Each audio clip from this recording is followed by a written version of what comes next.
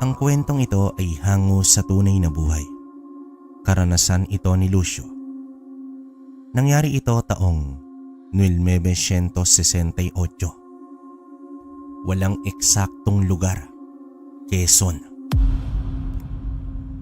Magandang araw sa iyo, kalakbay.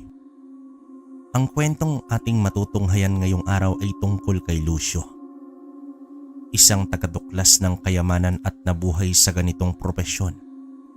Umpisa ng kanyang pagkabata. Ikwinento ito ng kanyang apo at ibabahagi natin sa punto de vista mismo ni Lucio. Nabuhay ako sa panahon kung saan laganap ang mga paghahanap ng mga yaman sa maraming panig ng bansa. Kabilang dito ang aking tiyo Adonis. Nag-umpisa sila sa paghukay-hukay lamang sa mga hinihinalang lugar ng mga kayamanan. Kahit wala naman silang sapat na karunungan. Natural na po na dahil sa wala silang sapat na kaalaman. Wala silang napapala sa mga paghuhukay nila, kundi pagod at kung minsan pa, mga pinsala sa kanilang katawan. Ngunit hindi ito naging dahilan upang sumuko sila tiyo Adonis. Dahil 3 taon lamang matapos ang bulag nilang paghahanap ng mga kayamanan, nakatagpo sila ng isang batikang pagdating sa pagbabasa ng mga simbolo na mula pa sa mga Hapon para sa mga kayamanang naitago nila at iniwan dito sa ating bansa. Noong umpisa, halos wala silang magawa at panay wala ng laman ang napupuntahan nila. Mas malaking dagok ito para kay Mang Lando, ang taong tumulong sa kanila upang maging katotohanan ang pangarap nilang maging magaling na mananaliksik ng kayamanan. Ito kasing matanda ang pumupondo sa lahat ng mga gastusin nila, pati na rin sa mga pasahod sa mga kasamahan nila tiyo sa pagtuklas ng mga lugar na nasa mga mapang pag-aari ng matanda. Madalas ko po itong marinig ng dahil sa palagi silang nagpupulong o nag-uusap-usap doon sa baryo namin, sa bahay ni tiyo Adonis, kung saan ako madalas na tumambay. Kinalakyan ko na lamang po ang mga usapang ito hanggang sa sumapit ako sa tamang edad kung saan maaari na din akong sumama sa kanila upang maghanap ng mga kayamanan. Sa pagkakataong yon ay may ilan na silang matagumpay na nakuha, dahilan upang umayos ang buhay ni tiyo Adonis. Kaya naman gawa ng kapos din sa pinansyal ang pamilya ko, nakiusap ako sa aking tiyuhin na isama nila ako. Chong, malakas naman ang resistensya ko at saka sanay ako sa mga gawaing bukid at mga pagbubuhat. Sa tingin ko po handa na ako para sumama sa'yo. Baka naman po pwede mong gawan ng paraan para pumayag si Among Lando. Naaawa din kasi ako kila tatay. Palaging tungkol sa mga utang na lamang ang pinag-uusapan nila ni nanay sa tuwing magkaharap kami sa pagkainan. Alam mo Lucio, wala namang problema sa akin yon. Kaya kong igarantiya kay Among Lando ang tungkol sa'yo. Pero gusto mo bang patayin ako ni ate kapag nalaman niya na sasama ka sa amin? Baka isipin pa niya ako ang naghihikayat sa'yo. Isa pa, hindi biro ang ginagawa ng grupo. Mahirap na baka mapadali pa ang buhay mo. Tugon sa akin itong tiyo ko na pilit na tinatanggihan ang pakiusap ko. Umabot pa sa punto na inisip ko na baka dahil sa malaki ang pera dito at ayaw niya lamang ang makinabang din ako. Siyempre medyo bata pa ang isipan ko at tuliro din dahil sa gustong gusto ko talaga ang makatulong sa mga magulang ko at awang-awa na ako sa kanila. Pero sentimo lamang ang naiaabot ko sa mga pagtulong ko sa pagsasaka at pag-ani.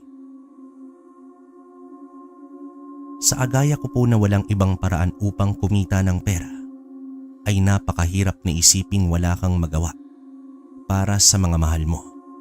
Kaya naman kahit ilang beses akong tanggihan ni Tio Adonis, nagpupumilit talaga ako. Hanggang sa magkaroon ako ng pagkakataon na makausap itong si Manong Lando. Nalaman nito ang pangungulit ko sa aking tiyuhin, pero lumalabas na tama nga ako. Ayaw ni Tiyo ang mapasama ko sa kanilang mga paghahanap dahil ayaw na din kay Manong Lando. Totoong buwis buhay talaga ang gawain nila. Subalit, hindi umano doon natatapos ang tsansa ko na maging bahagi ng kanyang grupo. Dahil bukod sa paghahanap nila ng kayamanan, may isang grupong hinahawakan nitong si Manong Lando na nakatuon lamang ang atensyon sa mga bagay na akala ko mga alamat lamang at walang katotohanan. Ang pagtuklas ng mga anting-anting at agimat na mas mahirap kumpara sa paghahanap ng mga kayamanan. Dahil walang masyadong nakakaalam umano sa kung papaanong babasahin ang mga mapanggawa ng mga antingerong minsang nagtaglay nito. Matanong ko lang po, Amo.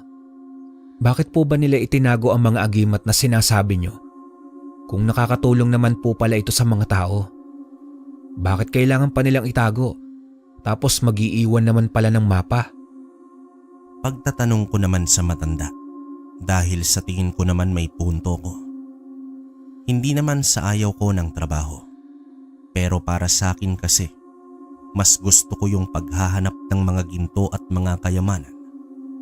Pero dahil sa trabaho nga ito at maganda ang alok na pasahod ni Among Lando, kaya naman tinanggap ko.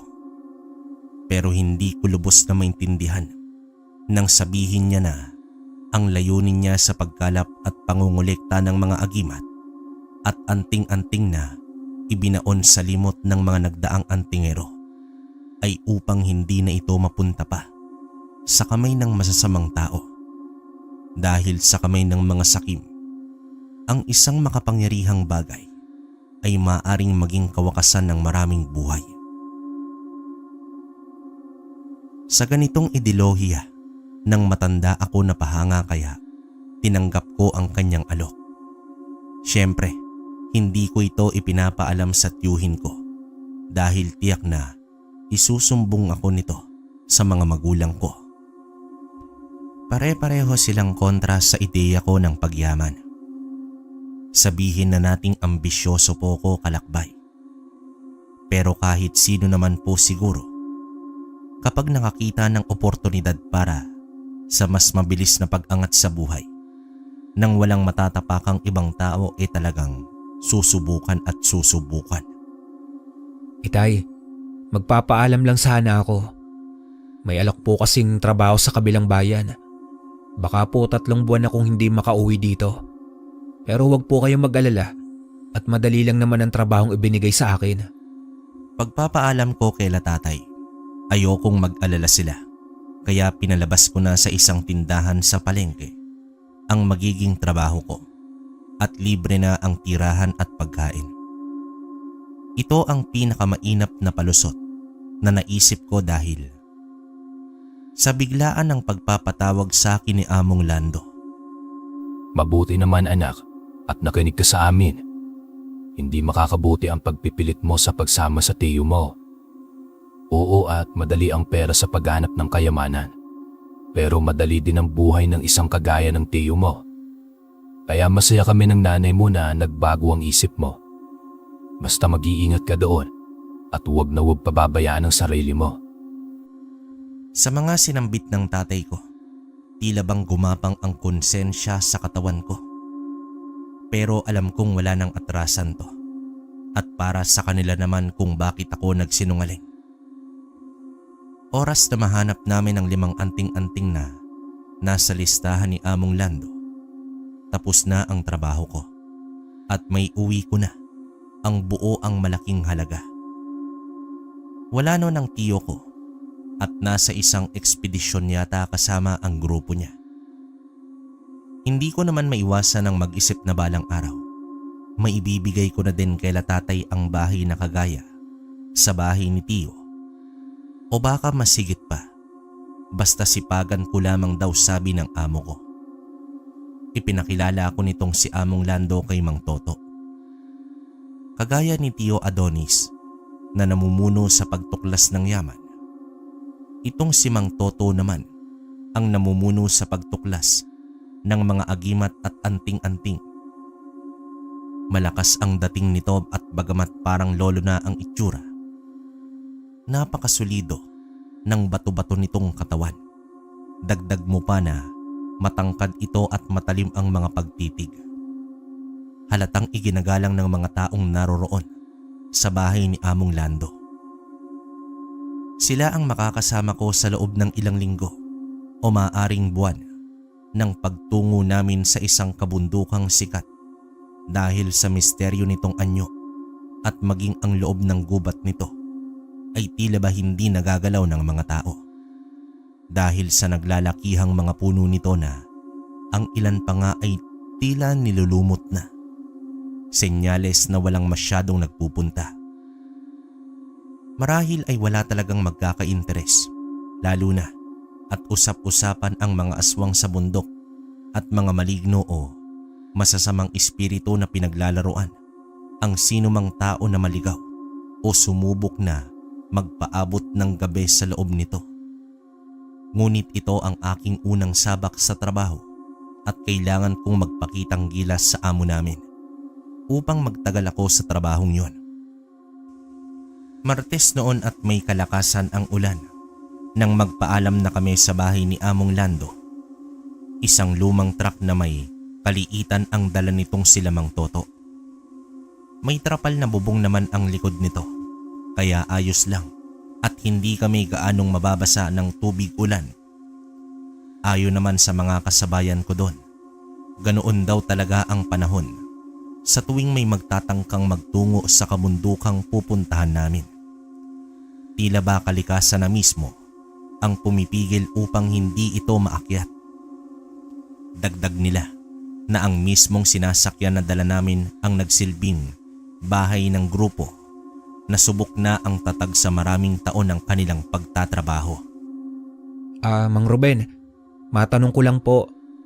Sa kwento po kasi ni Among Lando, may 5 anting-anting ang nasa kanyang listahan na kailangan niyang mahanap. Maaari ko po bang malaman kung ilan na sa 5 anting-anting na ito ang nahanap niyo na? Tanong ko naman kay Mang Ruben, ang taong sa palagay ko ay pinakamabait sa lahat ng kasamahan ko sa trabahong yon. Sinagot niya naman ang lahat ng katanungan ko dahil nga sa alam niyang bago ako sa grupo at bago ako sa larangan ng paghahanap ng mga agimat. Ngunit ayon dito, sa 5 nasa listahan ng amo namin, 2 pa lamang ang nakukuha nila sa loob ng 5 taon. Mahirap umanong hagilapin ang mga anting at kailangan ng may kasanayan sa mga buhay na salita. Pero wag daw akong mangamba nang dahil sa itong si Mang Toto ay isa na yata umano sa pinakamagaling na antingero na nakilala nila. Awa ng Diyos, umano sa lahat ng kanilang mga naging lakad, mahirap man ay wala pang napapahamak sa kanila. May mga napipilayan at nasusugatan ngunit wala pa naman umanong namamatay simula ng pamunuan ni Mang Toto ang grupo. Dito ay napaisip ako dahil sa wala pang namamatay ng hawakan ni Mang Toto ang grupo. Ibig sabihin, bago si Mang Toto ay may nauna ng namuno sa grupo nila. Hindi ko na inisip pang itanong kay Mang Ruben kung anong nangyari sa dating pinuno nila dahil tiya may ideya na ako. Narating naman namin ang paanan ng bundok na tutunguhin namin at pamamalagian sa maraming araw. Pero kagaya nga ng inaasahan, putikan ang daan at hindi makakaakyat ang sasakyan, kaya doon muna kami mananatili sa baba hanggang sa muling tumigas ang lupa. Hindi kami maaaring umakyat sa bundok nang hindi dala ang sasakyan upang mailagay sa isang pwesto na magiging base namin. Naroroon ito ilang minutong biyahe mula sa paanan. Kargado kasi ito ng lahat ng kagamitan namin at syempre, matutulugan at mga pagkain. Kagaya ng alam nyo na, liblib ang lugar. Walang kabahayan at kami lamang ang taong naroroon. Pero may kung ano sa dibdib ko. Ang tila nagsasabi na mag-iingat at wag na wag susubukan na magpunta sa kakawian ng mag-isa. Hapon pa lamang nito, pero dahil sa maulan at makulimlim, mistulan ng gabi sa kung saan kami naroroon. Tinakpan ng makakapal na ulap ang lugar kung nasaan ang kabundukan. Habang ako ay sobrang nababahala, kita ko naman sila Mang Ruben na nag-uumpisa ng ayusin ang aming mga matutulugan. Mabilis umano ang pagsapit ng gabi sa parting ito na probinsya dahil sa kapal ng kakawian. Mabuti na lamang talaga at sanay na sila sa mga mahihirap na sitwasyon at mga biglaang hindi inaasahang problema. Dahil sa kahit na maputik doon at may mga parte ng malakas ang pag-agos ng tubig mula sa itaas, pero ang pinaka-ikinabahala ko at maging ng mga kasama ko ay nang lumabas si Mang Toto mula sa loob ng kanyang maliit na silungan. Tahimik itong sumenyas sa amin nang hindi ko naman maunawaan. Pero hinila ko nila Mang Ruben dahil ang ibig sabihin ng senyas ni Mang Toto ay panganib at kailangan sumakay sa loob ng sasakyan. Hindi kami nagtungo sa mga inayos na higaan. Bagkus, nagsiksikan lamang kami sa loob ng sasakyan. Ilang minuto pa lamang ay nalaman ko na kung bakit. Sa labas kasi sa may mga puno, may iilang tao ang naglalakad. May mga tangang itak. Buong pag-aakala ko ay mga katutubong tribo. Pero nang muli kong masulyapan ang mga ito, hindi sila mga tao. Mas masasabi kong mga hayop sila na naglalakad sa dalawang paa. Naroroon silang sinuyod ang mga itinayong silungan nila Mang Ruben. Pero ang nakapagtataka lamang, hindi nila pinapansin ang sinasakyan namin. Animoy wala ito at hindi nila nakikita. Ilang minutong nagpaikot-ikot sila sa lugar, sumisingot sa paligid at nag-uusap sa kanilang lengguwahe. Kasabay nito ay ang pagiging amoy sunog ng lugar. Walang amoy pero tila ba amoy sunog ang buong paligid. Nang mapansin ko na itong mga nilalang ay tila mga sunog na tao na mula sa ilalim ng lupa. Halos mag-iisang oras kaming natahimik hanggang sa tuluyang umalis ang mga ito. Mang Ruben, ano po ba yung mga pinagmasdan natin? Ano po ba sila at saka bakit amoy sunog sila? Takot na tanong ko dito kay Mang Ruben na noon ay nakatago pa din at inaantay ang hudyat mula naman kay Mang Toto. Mga aswang sila, Lucio. Mga lumang aswang ang mga yawa. Aswang ng Kabisayaan. Sinasabing naninirahan sila sa ilalim ng lupa. At sa ganitong lugar ang paborito nilang manatili. Malalaki at matataas ang puno. Yan ang paborito nilang tirahan kapag lumalabas sila sa kanilang mga lungga sa ilalim ng lupa. Mabagal silang kumilos, pero oras na maabutan kanila, tiyak na lalapain kanila hanggang sa buton na lamang ang matara sa iyo. Ikalawang beses pa lang namin itong nakita, ang mga kagaya nilang uri ng aswang. Noong una ay hindi kami masyadong pinalad. Nakuha nila ang dating pinuno ng grupo namin at ang 3 pa naming kasamahan. Mahabang pagpapaliwanag nitong si Mang Ruben, nahalata sa kilos ang pagkatakot. Nang dahil nga sa ayon dito, kahit sa umaga ay kayang lumabas ng mga aswang na yawa. Hanggat walang araw at makulimlim ang kapaligiran. Matagal bago nagbigay ng hudyat si Mang Toto na ligtas na sa labas at maaari na kaming bumalik sa aming mga gawain. Kaya nga lang ay hindi maalis sa isipan ko ang tungkol sa mga aswang. Wala namang may sabi sa akin na kasama sa trabahong ito ang pakikipagpatintero sa mga aswang at paglalaro ng tagu-taguan. Kaya lang ay nalapitan ako ni Mang Ruben. Huli na umano kung iniisip ko ang umatras sa trabaho. Dahil sa unang-una, malayo na kami sa bayan. At pangalawa, natatandaan ko naman umano ang kasunduan at kontrata namin ni amo. Oras na tanggapin ko ang trabaho, wala nang bawian pa. Isa pa ay sulit naman umano ang pagpapagod namin dahil sa hindi pumapalya sa pag-aabot ng bayad itong si amo. Wala naman akong ideya sa kung ano nga ba ang pakay namin sa bundok na yon. Lagi ko lamang naririnig ang sinasabi nilang listahan ng mga anting na kailangan ni amo.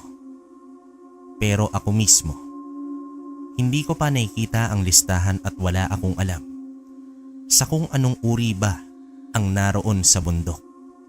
Pero tila bang nabasa ni Mang Toto ang iniisip ko sa pagkwekwentuhan namin ni Mang Ruben. Kahit bago ka sa grupo, bata, kailangan mong malaman ang pinapasok mo. Hindi biro ang aakyatin natin. Narito tayo upang hanapin ang lugar na kinaroroonan ng natatanging Tres Pico Roma na nag-iisa lamang sa mundo.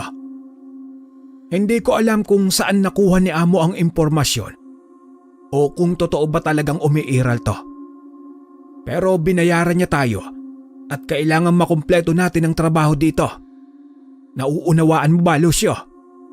Huwag mong aasahan na itatrato ka ditong bunso at mahina. Dahil lahat kayo dito pantay-pantay. Nauunawaan mo ba? Biglang tanong sa akin ni Mang Toto na naroroon pala sa likod namin. Agad namang umalis na si Mang Ruben nang makita ang pinuno namin. Habang ako naaalangan kung sasagot ba o susunod na lamang kay Mang Ruben. Hanggang sa sumubok na lamang akong sumagot sa kanya para naman hindi ito mabastusan sa ginawa ko. Huwag po kayong mag-alala, Mang Toto. Narito po ako para sa trabaho at handa po ako sa mga ipapagawa nyo. Wala lang po talaga akong ideya pa sa kung anong dapat kong gawin. Pero mabilis naman po akong matuto. Basta utusan nyo lamang po ako. Sagot ko naman dito na sa labis na gusto kong maging maganda ang impresyon sa akin ng pinuno namin na sobra na ko sa mga sinabi. At parang pinagsisihan ko ng mawika kung kahit anong iutos sa akin ay handa kong gawin. Pero tumango lamang ito sa akin at pinagmasdan ang mga tauhan niya.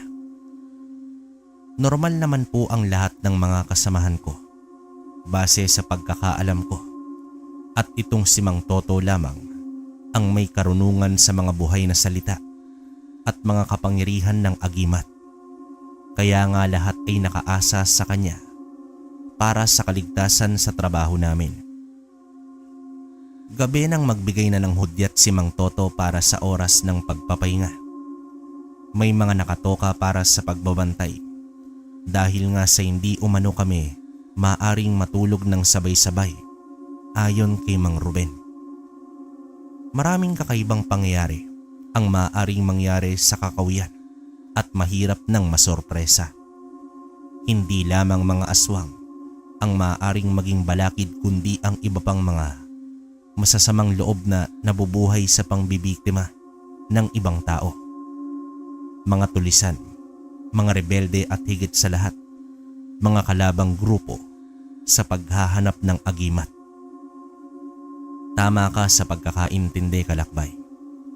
Kagaya sa mga paghahanap ng kayamanan kung saan ay may karahasan at kung minsan ay nauuwi pa sa mga patayan. Ganoon din umano sa paghahanap ng agimat at ang mas malala pa nito. May mga karunungan sa buhay na salita ang makakalaban namin. Mga taong kagaya ni Mang Toto. Sa larangang ito, Lucio, lagi mong pakatatandaan, ang mas malakas ang natitira at nabubuhay. At kahit sino gagawin ang lahat upang magtagumpay. Hindi patas ang mundo ng mga kagaya natin. Yan ang tatandaan mo. Sambit naman sa akin ni Mang Ruben. Pero sa antok ko, nakatulugan ko na lamang itong nagkikwento sa akin. Nang sunod na araw, maaga naman akong nagising Mag-aalas 3 pa lamang yata. Tulog na ang mga bantay namin. Sa pagkakaalam ko, ay dapat na may natitirang 2 bantay na mananatiling gising pero lahat sila ay nakatulog. Kaya naman agad akong bumangon upang masiguradong maayos ang lahat. Naroroong nakaidlip na itong 2 bantay at naiwan pang nakatiwangwang ang mga gamit nila, maging itong baril. Mabuti na lamang at naroong gising na din pala si Mang Ruben at nakita kong naglalakad-lakad. Tila pareho kaming nag-aalala para sa seguridad namin kaya nilapitan ko ito. Pero ayon sa kanya ay nakaramdam lamang umano siya ng pagkaihi kaya siya lumabas. Pero muli na itong bumalik sa kanyang tulugan. Ako naman dahil sa sanay ako sa gawaing bukid, hindi na ako nakatulog pa. At nagpainit na lamang ng tubig na maiinom ko para sa kape. Nang sumunod na mga araw ay patuloy ang pagbuhos ng ulan hanggang sa inabot kami ng 1 linggo. Hindi naman kami umuwi. Iyon ang plano at utos ni Amo sa amin. Kaya inantay namin ang araw. Sabado naman ang tuluyang matuyo ang lupa at oras na para sa aming pag-akyat. Sabik ang lahat lalo pa at ayon sa mga kasama naming nauna sa taas upang kumalap ng impormasyon sa daang tatahakin. Ayon sa hawak naming mapapaayos daw ang ruta at walang anumang banta. Ang pagbubuhat na lamang ng mga kagamitan ang kailangan namin. Dito na ako papasok sa eksena dahil sa malaki talaga ang pangangatawan ko at batak sa trabaho. Walang kahirap-hirap para sa akin ang buhatin ang mga kagamitan, tila 2 sako ng bigas ang katumbas. Kahit si Mang Ruben ay napahanga sa angking kong pisikal na tibay ng katawan. Kaya umpisa nun, tinawag nila akong kalabaw dahil nga sa parang kalabaw daw ang lakas ko. Ayos lang naman sa akin. Ibig sabihin lamang ay may isang bagay tungkol sa akin ang hinahangaan nila. Kalaunan ay naitatag namin ang base dito sa itaas ng bundok. Tama sila Mang Ruben. Kailangan talaga pala namin ang mayakyat ang sinasakyan dahil kung iiwan lang namin ito sa baba, baka kung sino na ang kumuha sa layo nito. Isa pa, saka ko lamang nalaman na kargado pala ng orasyon ang lumang sasakyan. Kaya pala hindi kami nakita ng mga aswang noong bagong dating pa lang kami sa paanan ng bundok. Kagagawan umano ito ni Mang Toto. Isang espesyal na uri ng orasyon ang nakabalot sa sinasakyan namin upang magsilbing proteksyon namin sa mga pinakaalanganing sitwasyon. Ibig ng manigurado ni Mang Toto dahil sa nagdaan nilang pagsuong sa kanilang trabaho. May ilang buwan na ang nakakalipas. Sinalakay sila ng mga aswang mula sa kawalan. Pagkwikwento pa ng isa sa mga katrabaho ko. Tila bang pinagplanuhan talaga ang pagsugod sa kanila. Mabuti na lamang at mabilis umaksyon si Mang Toto. Nagawa niyang itaboy ang mga aswang. Subalit isinakripisyo nito ang kaliwang mata niya. Isang uri umano ng orasyong mabigat sa katawan. Nang may taglay nito ang ginawa nitong si Mang Toto dahil pumutok umano ang ugat sa kaliwang mata.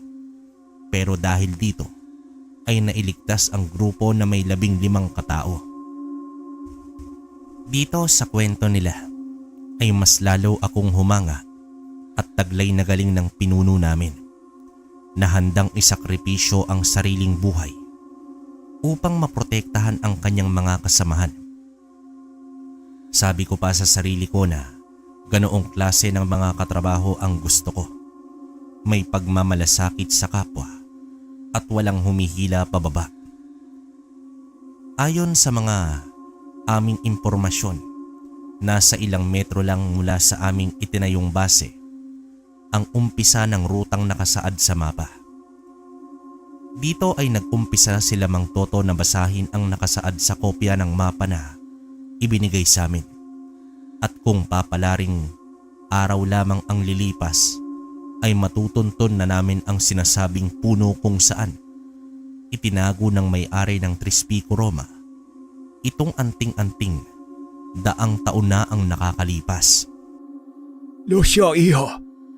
Hawakan mo ito at huwag na huwag mong ipapakita kahit na kanino. Huwag ka rin magtatanong kung para saan yan. Ituring mo ito bilang parte ng trabaho mo sa ilalim ng pamumuno ko. Sambit naman sa akin ni Mang Toto, isang hapon na habang abala ang lahat sa mga paghahanap ng makakain namin at tubig na iinumin. Iniabot sa akin ni Mang Toto ang isang panyo na kulay itim at may mga nakasulat na kung di ako nagkakamali ay nasa salitang Latin. Kagaya nga ng sinabi niya, hindi ako nagtanong ng tungkol dito. Inilagay ko ito sa aking lalagyan at kahit na kanino, hindi ako nagkwento. Pero sa isipan ko, pilit na bumubulong ang tukso na subukan kong ipakita ito sa mga katrabaho ko. At itanong kung normal lamang bang ipinapagawa ito ni Mang Toto sa mga kasamahan niya. Pero may parte din ng isipan ko na sinasabing magtiwala lamang kay Mang Toto at sundin ang bilin nito. Nanaig naman ang pagiging masunurin ko at tapat na kinalimutan ko nga ang tungkol sa panyo. Ito ang pinakamahusay na paraan upang hindi ako matukso sa paglabag sa utos ni Mang Toto. Mag-iisang buwan na nito na nasa paghahanap kami ng isang araw, tinipon kami ni Mang Toto. May anunsyo umano ito at mahalagang bilin sa lahat. Natuwa naman ang ilan, pati itong si Mang Ruben. Tila bang may ideya na sila sa kung anong sasabihin ng pinuno namin. Pati ako, tila naiisip ko na din kung bakit masaya ang mga kasamahan ko. Hanggang sa tumayo itong si Mang Toto sa harap namin. Nakangiti ito at tila maaliwalas ang silay ng muka. Sa loob ng isang buwan natin sa ekspedisyong ito, nagpapasalamat ako sa sipag at pagtsatsaga nyo sa pagsunod sa mga utos ko. At ngayon nga mga kasama, ibig kong ipaalam sa inyo na kaninang umaga lamang sa aming paglilibot at pagtuklas, nahanap na namin ang daanan papasok sa kuweba. Sa dulo nito ay ang labasan kung nasaan ang nag-iisang matandang puno, kung saan nakatago ang natatanging Trispico Roma na may puting mata. Kailangan ko ang kooperasyon ng lahat. Pagkatapos nito, alam nyo na ang kasunod. Pera, mataas ang pabuya ni Amo kapag nadala natin ito sa kanya. Nakita kong nagningning ang mga mata ng mga kasama ko. Tama si Mang Toto. Malaking halaga ng salapi ang pangako ni Amo sa aming oras na maibigay ito sa kanya. Ang Trispico Roma na may puting mata. Di ko pa noon alam kung ano bang bisa nito at bakit isa sa pinaka-importanting anting-anting na kabilang sa listahan ni Amo. Muli pang saad nitong si Mang Toto na kapag nagkataon ay iyon na ang magiging unang tagumpay namin. Sigurado kasi dahil sa bagong pinuno lamang siya at yung naunang dalawang anting-anting ay mula sa naunang pamumuno. Dito ay nag-uumapaw na din ang aking pagkasabik dahil sa wakas maaga akong makakauwi sa aming baryo. Hindi naman kasi ura-urada umano na pagkakauwi mo mula sa isang ekspedisyon sa pagkuha ng anting ay sasaba ka ulit agad sa paglalakbay. May ilang buwan din ang pagitan bago umpisahan ulit ang paghahanap. Ngunit bahagya naman akong nabahala nang marinig ko ang isa sa mga kasama ko na nagsabi na sa mga pagkakataong yon umano ay totoong lugar na ang kanilang natungo dahil minsan daw ay peking mapa ang sinusundan nila na nagdadala lamang sa kanila ng kapamakan. Sa paniniwala nila, may iilang grupo ng mga antingero ang nagpapakalat ng mga peking mapa upang lituhin ang mga grupong kagaya namin at may iwas ang mga agimat sa pagkakakuha. 2 peking mapa na umano ang nagamit nila na nabili pa ni Amo sa napakataas na halaga. Pero sa kabila nun ay hindi pinaghinaan ng loob itong matandang amo namin at nagpatuloy sa paggalugad ng mga mapa kahit pa gumastos ito. Siguro nga, sabi ko noon sa aking sarili, ay ganoon kadedikado itong si Amo sa pagsisiguradong hindi mapupunta sa masamang kamay ang mga kapangyarihang agimat. Gabi naman bago ang pagpunta namin sa kuweba, nang kausapin ako ni Mang Ruben. Iyon na daw ang pinakarurok ng aming paglalakbay, ang makuha ang Trispico Roma. Natutuwa ito at napapahinga ng malalim.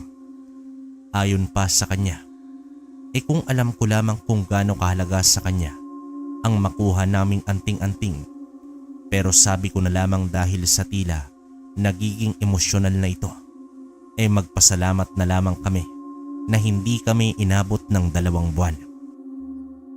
Mang Ruben, wag niyo po sanang mamasamain na. Di ba po matagal na kayo sa trabahong ito? Sigurado po niyan nakapag-ipon na po kayo ng malaking halaga. Hindi niyo po ba naisip ang lumagay sa tahimik na buhay at magnegosyo na lamang? Tumatanda na po kayo. Baka naman mauwi sa wala ang paghihirap niyo. Wag naman po sana kapag may nangyaring masama dito sa inyo. Puro naman ang intensyon ko sa mga sinabi ko. Nag-aalala ko sa kanya dahil siya ang pinakamatanda sa amin. Hindi na dapat siyang naroroon at umakyat sa mga bundok-bundok para kumita. Ngunit ayon kay Mang Ruben, iyon lamang ang alam niyang gawin at wala nang iba.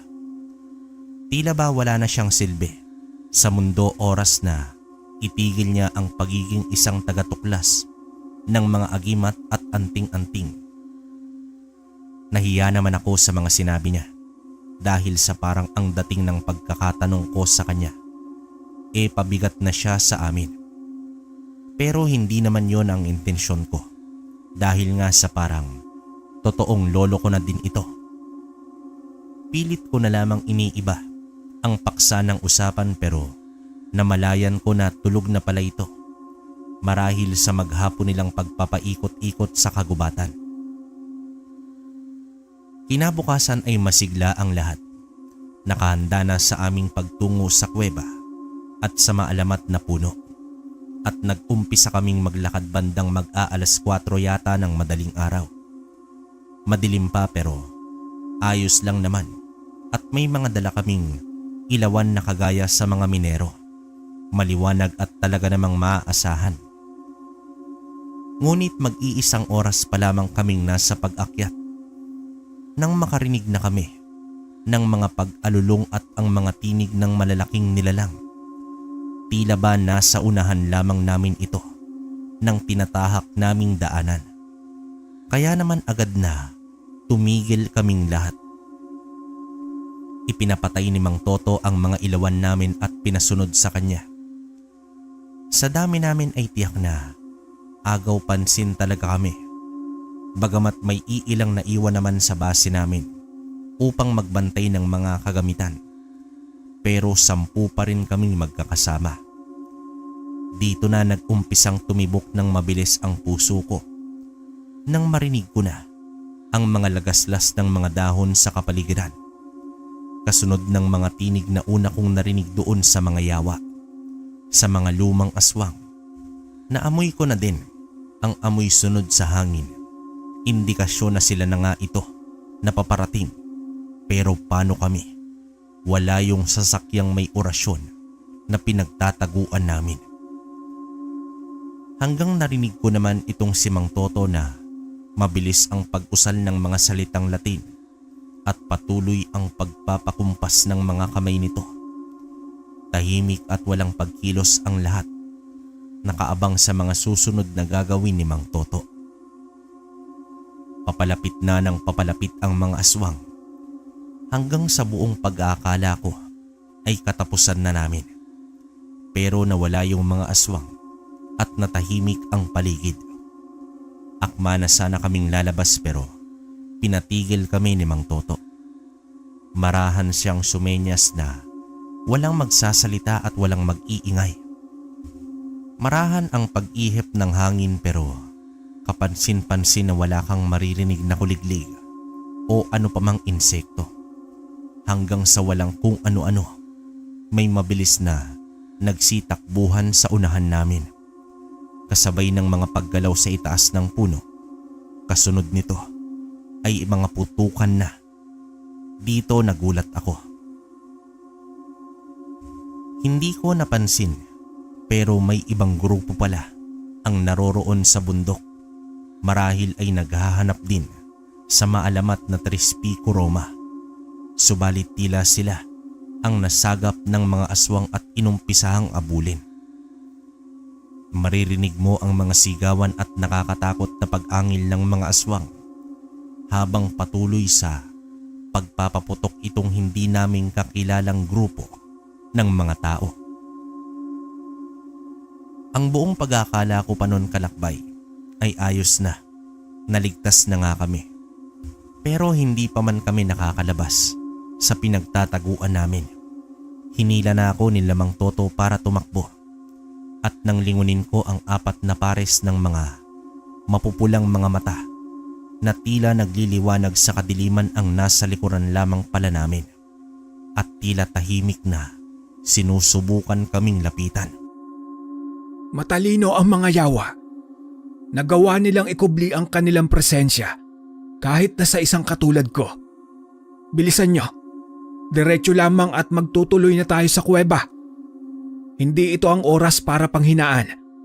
Kapag hindi natin nakuha ang Trispico, tiyak na mahirapan na tayong magkaroon ng pagkakataong balikan ito. Lalo na sa presensya ng mga aswang na ito. Mabilis ang sambit dito ni Mang Toto. Naisip ko na tama siya dahil walang koneksyon kung gabi man kami o umaga magtungo sa kuweba. Naroon at naroon ang mga aswang, umaga man o gabi. Nag-iikot at naghahanap ng mga malalapa. Ipinailaw na ni Mang Toto ang dala niyang ilawan upang mabilis namin siyang masundan. Pero sa likuran namin, napapayaw na ang mga kasamahan ko. Paano kasi nakasunod sa amin yung 4 na aswang at tila ba mga gutom na gutom? Napansin ko din na wala na yung mga putukan kaya ibig sabihin lamang nito maaring napatay na nung aswang o nilapa na yung mga taong hinahabol nila. Pero ako, wala akong balak na magpakain sa aswang. Mabuti na lamang at batak ako sa pagtatrabaho at mataas ang resistensya ko sa pagtakbo. Naroroon akong sinasabayan lamang si Mang Toto habang naiiwan naman sa likod yung iba. Si Mang Ruben naman ay nasa kasunod ko lamang at sa kabila ng kanyang edad ay malakas pa din ang kanyang resistensya at maliksi. Ito lamang ang inaalala ko dahil sa siya ang pinakamabait sa akin sa grupo. Ilang saglit pa ng pagtakbo ay narating na namin ang bukana ng kuweba. Subalit kailangan pa ni Mang Toto ang sagupain ang isa sa mga aswang na naroroong nakaabang sa labas at tila inaasahan na ang pagdating namin. Nakita ko kung papaanong nakipaglaban si Mang Toto. Hindi lamang pala basta-bastang katawagan sa kanya ang Toto dahil sa totoong mabangis sa pakikipagkumbati itong Ginoo. Kahit aswang nakatapat niya, animoy isa rin siyang mabangis na Toto kung makipaglaban gamit ang kanyang 2 punyal. Sa lakas ng mga pag-atake niya ay nagawa niyang patakbuhin itong aswang patungo sa mga kasamahan nito. Ngunit sugatan na at tila pilay ang isang paa. Napatunga nga naman kami nang sigawan kami ni Mang Toto. Nalaman namin na hindi namatay ang mga hinabol ng aswang. Naroroon ito at pinapaputukan na kami. Tama nga ako, mga kaagaw namin ito sa Tres Pico. Mabuti na lamang at sa pagitan namin at ng kabilang grupo ay ang mga aswang na nasa taas ng mga puno. Doon na napatay ng grupo dahil sa sorpresang pag-atake ng mga aswang habang kami naman ay dire-diretso na sa kuweba. Hindi naman kaanong kalakihan ang bukana, kaya naman sa kagaya kong unang beses makapasok sa kuweba, nakaramdam ako ng tila hirap sa paghinga at parang labis akong nasisikipan. Sinubukan ko na lamang na sikaping wag itong isipin. Alam kong lahat ng ito at sa utak ko lamang at kung magpapatalo ko, tiyak na may iwan ako sa loob ng madilim na lagusan. Dito nagtuloy kami hanggang sa papalalim kami ng papalalim sa kuweba. Mula sa masikip na bukana, unti-unti ay lumalawak ito hanggang sa naging napakataas ng kuweba at sobrang lawak. Naroroong naglulungga ang mga hindi mabilang na paniki. Naglalakihan ang mga ito at tila mga pusa na itsura. Ibig sana namin ng magpahinga, pero ayon kay Lamang Lino, habang nagtatagal kami sa kuweba ay mas lumalaki ang tsansa na makulong kami doon ng mga aswang. Kaya bago pa man umano kaming salubungin ito, kailangan naming makalabas, bagay na sinang-ayunan naman dito ni Mang Toto. Ayon pa dito, maghahanap na lamang umano kami ng ibang madaraanan pabalik sa base namin at malabo na dumaan ulit kami sa kuweba. Hindi na alam pa ang sinapit ng kabilang grupo pero ayokong matulad sa kanila ang grupo namin. Kung titingnan sila Mang Toto ay napakakalmado nila na tila bang sanay na sa ganoong mga engkwentro, samantalang ako at ang ilan sa mga kasama ko na bago lang din ay halos tila wala ng dugo sa mukha sa pagod at sa takot. Narating naman namin ang labasan ng kuweba nang bahagyang may liwanag na. Sumisikat na ang araw at nakaramdam na kami ng kapanatagan sa isipan namin. Di bali nang habulin ng aswang, basta maliwanag kaysa naman hinahabol ka na nga, tapos madilim pa ang daan. Sobrang hirap ng ganon kalakbay. Awa ng Diyos ay tila hindi kami sinundan ng mga aswang sa pagtawid sa kuweba. Siguro ay pinagtulungan nilang paslangin ang mga armadong lalaki na tinambangan nila. Tama lang na bayaran tayo ng malaki dito ni Amo. Sobrang buwis buhay ang gawain natin. Ito na yata ang pinakamahirap na paghahanap natin ng anting-anting. Ngayon lang tayo nakasagopa ng ganong karaming aswang. Sambit ng isa sa aming grupo na nagngangalang Mando. Sinang-ayunan nito ng iba pa. Tama nga lang daw ang kausapin si Amo upang taasan ang bayad sa amin oras na mauwi namin ang Tres Pico, Roma. Kumalma lang kayo. Batid ko ang pag-aalala nyo para sa mga buhay nyo. Kaya nga ako naririto para protektahan ang grupo. Huwag kayong mag-alala at oras na makabalik na tayo sa bahay ni Amo, ako na mismo ang magpaparating ng mga suhestyon nyo. Tama kayo, buhay ang puhunan natin dito. Kaya sisikapin kong maipaliwanag ito sa kanya. Pagtugon naman dito ni Mang Toto, sa isip ko naman nasabing lahat siya ang pinakamahirap ang trabaho. Ang pangasiwaan ang isang buong grupo habang pinananatili niya itong ligtas. Pero sa mga sinabi niya, napanatag ang mga kasamahan namin. Makapangyarihan ang salita ni Mang Toto. Alam niya ang mga tamang salitang bibitawan upang makuha ang atensyon ng mga tao. Kalaunan ay narating din namin itong sinasabing puno. Kaya lang ay may problema. Ito ay dahil sa ang sinasabing puno kung nasaan ang Tres Pico, Roma ay nasa tawid bangin at walang daan papunta dito.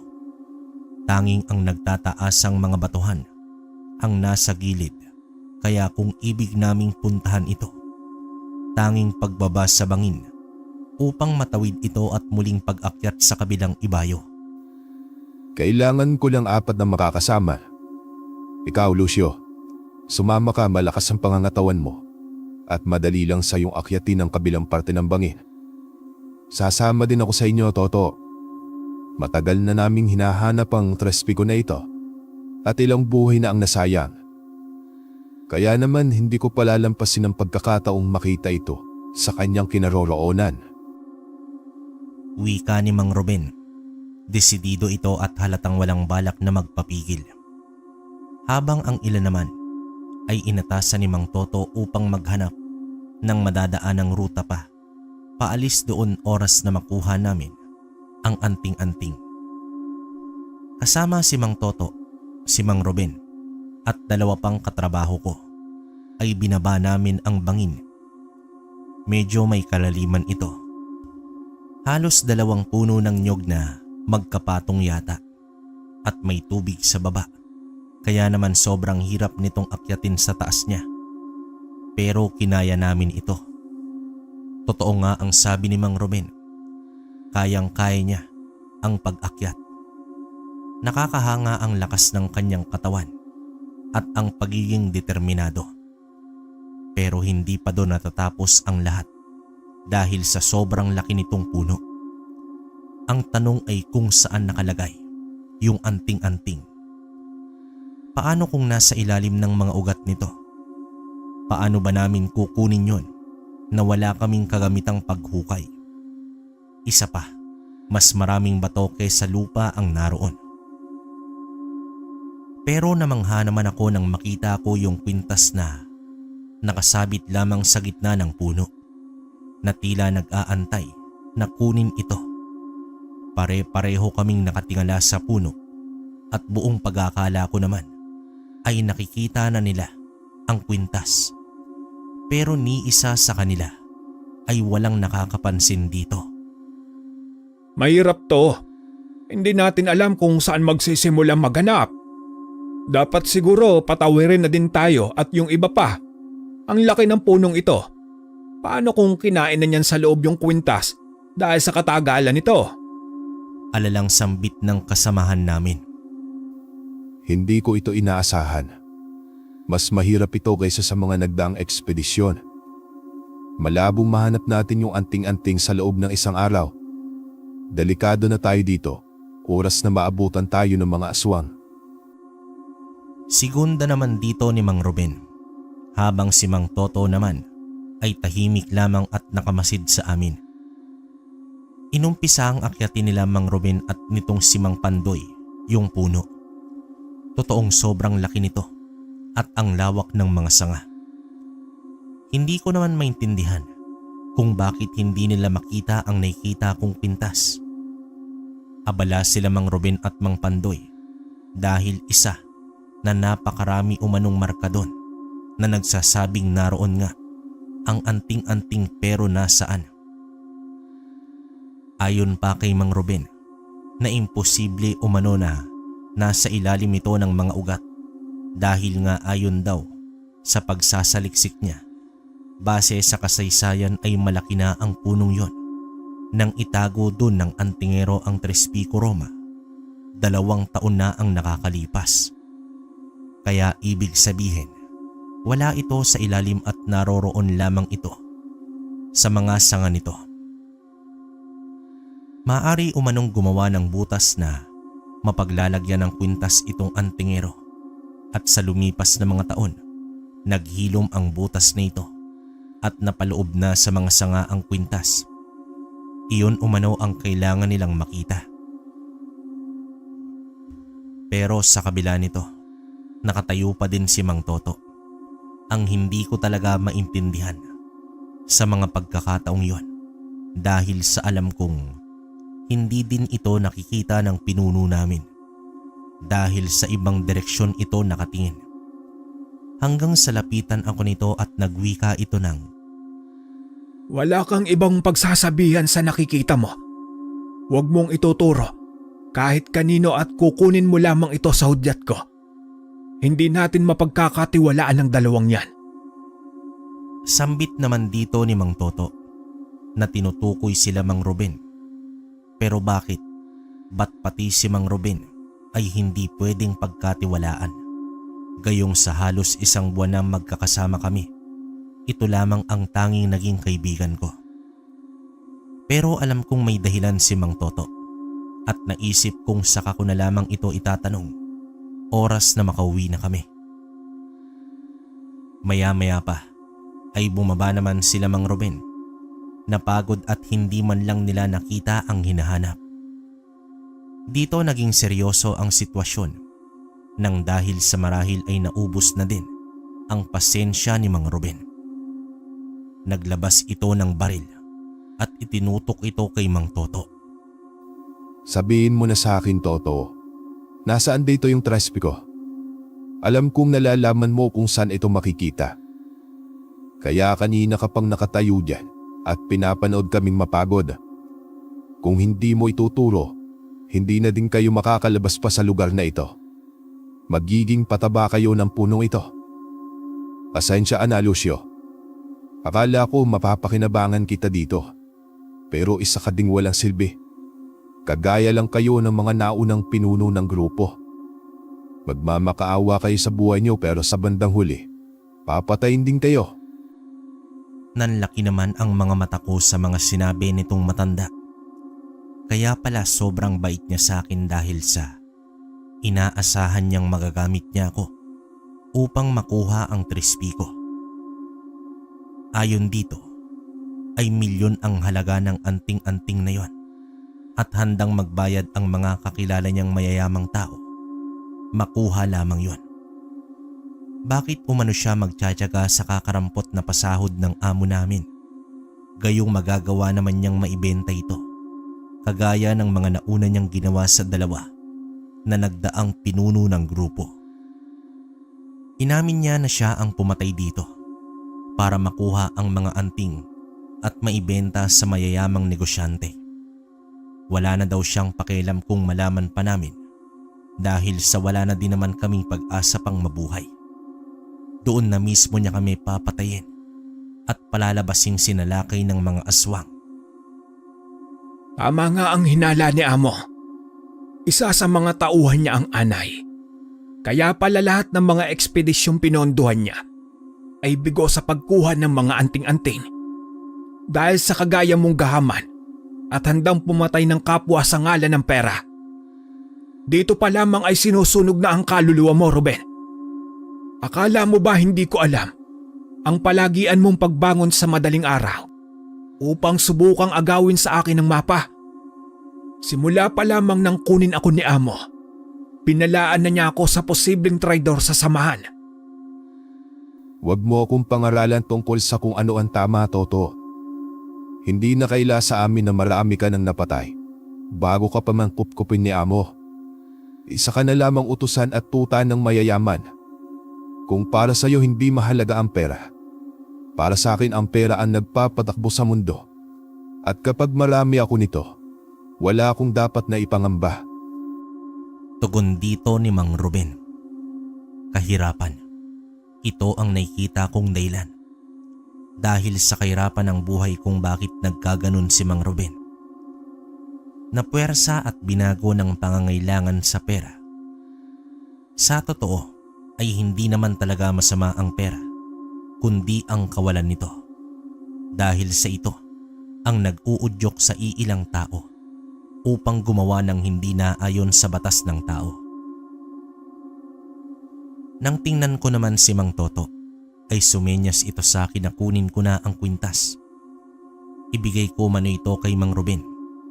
Ito ay noong itutok sa akin ng matanda ang baril. Napahalakhak na lamang ito. Ayon pa sa kanya, na tama nga ang naisip niya. Magagamit niya ako para sa plano niya. Alam niya kasi na mga bata ang kainaan ni Mang Toto. Ito ay dahil sa kanyang anak na namatay o mas tamang sabihin na pinatay ng mga kaaway ni Mang Toto. Kaedaran ko lang ang anak nito nang masawi kaya pala ganoon na lamang ang pagkabahala ni Mang Toto nang sa akin na itutok ang baril.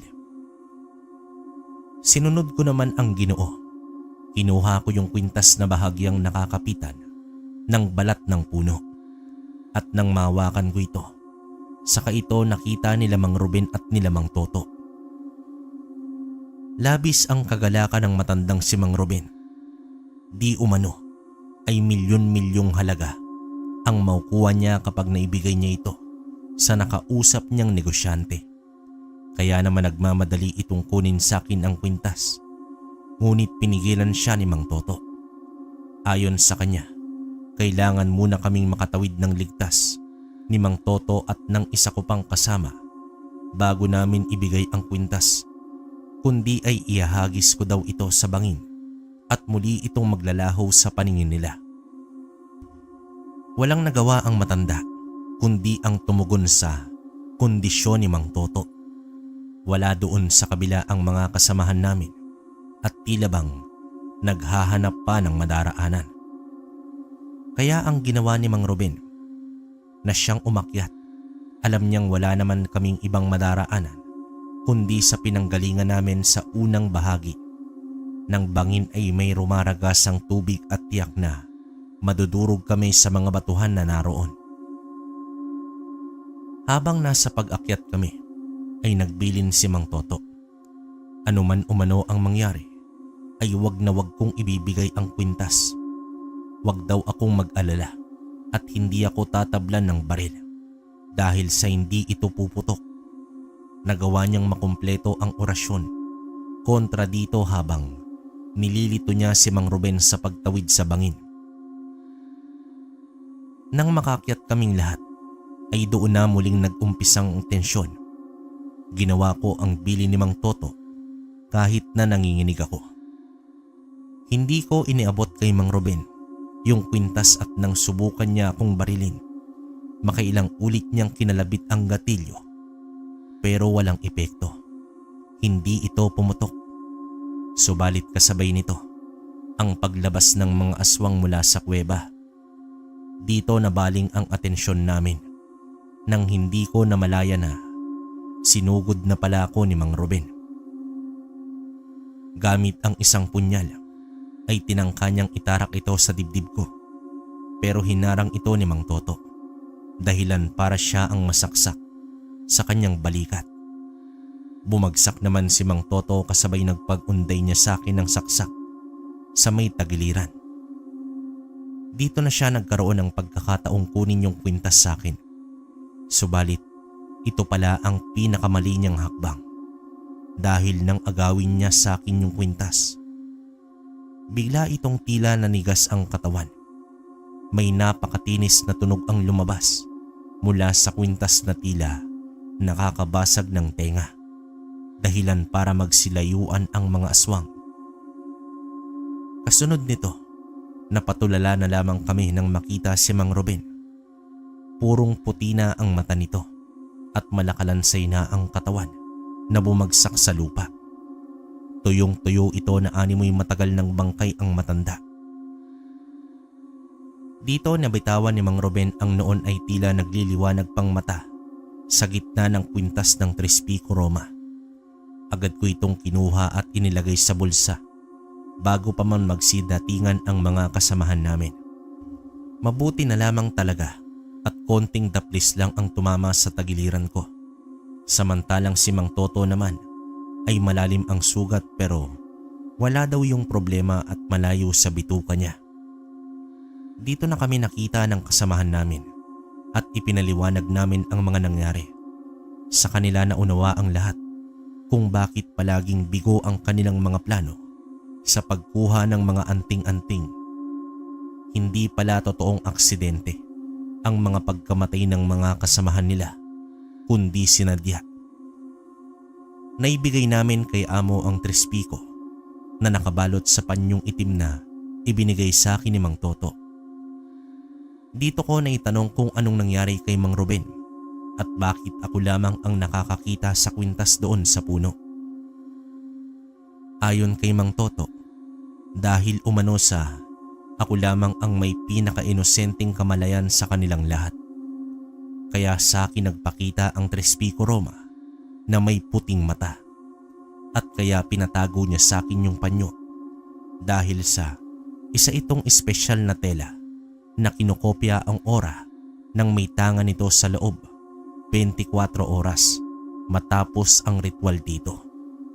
Ito umano ay upang mapanatiling nakikita ni Amo ang kwintas hanggang sa nakapatong ito sa tela, at tungkol naman kay Mang Ruben dahil sa hindi puro ang kanyang puso at puno ng kasakiman, mismong ang kwintas na ang humigop sa kaluluwa at buhay ng matanda. Ang dahilan kung bakit ito itinago ng may-ari nitong antingero bago siya mamatay dahil sa lakas ng kapangyarihan nito sa pagpapataw ng hatol sa lahat ng tao. Walang sinisino ang kwintas, at kapag nadetermina nitong sapat ang kasamaan ng isang nilalang ay kinukuha nito ang buhay at nilulusaw ang kaluluwa upang maging parte ng kapangyarihan nito. Ibig sabihin, walang pagkakataong ibibigay sa sino man upang magbagong buhay. Kapangyarihang lubhang delikado dahil nga sa likas sa mga tao ang magkaroon ng kasamaan sa isipan. Kahit ang pinakamabait umano, minsan ay nagiging masama, at isipin ko na lamang daw kung hawak ng isang taong ibig supilin ang kasamaan sa mundo. Ilang tao kaya ang mamamatay ng hindi nabibigyan ng pagkakataong magbagong buhay? Dito ko naunawaan ang lahat at nagawa kong makuha ang kabayaran na mas higit pa sa aming napag-usapan ni Amo. Kaya lubos-lubos ang kasiyahan ko at pagpapasalamat sa kanila ni Mang Toto. Ilang linggo lamang ang nakalipas ay nakita ko si Mang Toto. Nasa bahay ng tiyo ko. Doon ko napag-alaman na batid pala ni tiyo na nagtatrabaho ko sa ilalim ni Amo, at pinakiusapan niya si Mang Toto na ingatan ako dahil sa alam niya umanong hindi ako papapigil na kumita ng pera. Parehong antingero sila tiyo at Mang Toto, kaya pala sila ang pinagkakatiwalaang tao ni Amo.